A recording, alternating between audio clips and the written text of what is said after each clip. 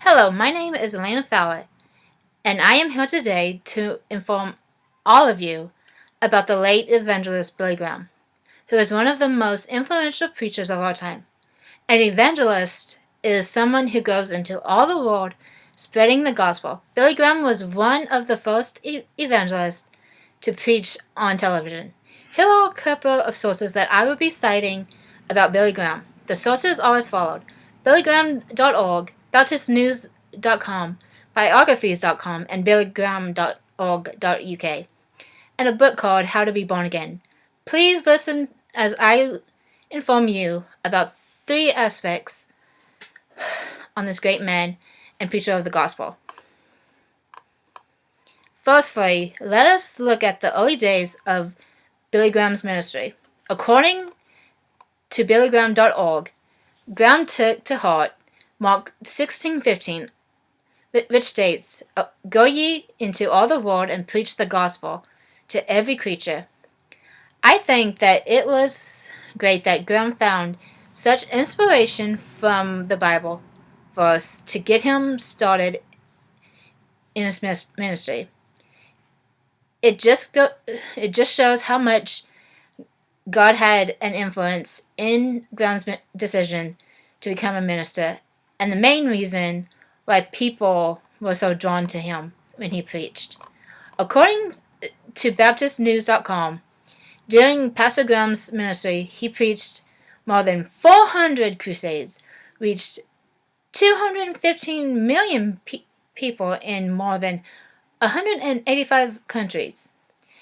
In the book How to Be Born Again, which he wrote in 1979, Billy Graham guides Christians as they begin their walk with Christ. Let us dive in a little bit more about Billy Graham and him being known as America's preacher. Secondly, Graham was known as the America's preacher because he met and advised so many U.S. presidents from 1950s to 2013. In an article on biography.com, it states that Graham met with many U.S. presidents, such as Harry S. Truman, Dwight D. Eisenhower, all the way up to our current president, Donald J. Trump. It is amazing that he met and advised many U.S. presidents, like Richard Nixon, which he played golf with several times but never endorsed. I found it fascinating that Billy Graham also met and became friends with George H.W. Bush, and that friendship lasted for years. Pastor Graham also knew George W. Bush since he was a little boy and watched him grow up into a man who became one of our presidents in the early 2000s. Pastor Graham also met with other famous people as well, not just U.S. presidents. These celebrities include, but not limited to, Martin Luther King Jr., Bono, and Muhammad Ali. The Spirit of God was with Billy Graham during his career for him to be able to reach so many people and bring them to God. Even after Billy Graham died, his influence in the Christian community is still being felt by so many, which is awesome. Here are some interviews that Billy Graham has done over the course of his ministry and the legacy that he left behind. So thirdly, I found a couple of interviews that Pastor Graham did throughout his career.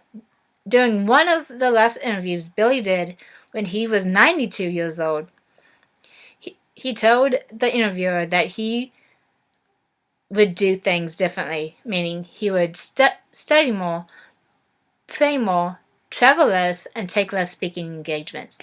Sadly, in 2018, Billy Graham died when he was 99 years old, leaving behind a ministry which his son Franklin Graham and his other children is still part of.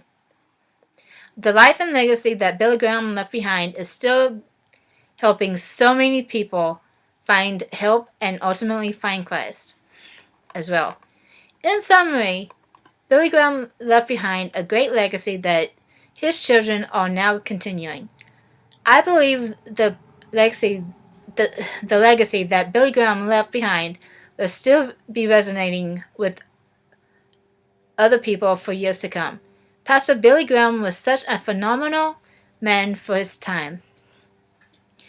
I am honored to have the opportunity to speak on this great man, even though I would want to say more about Billy Graham. I cannot and still stay under the time limit. Thank you for your time and comments.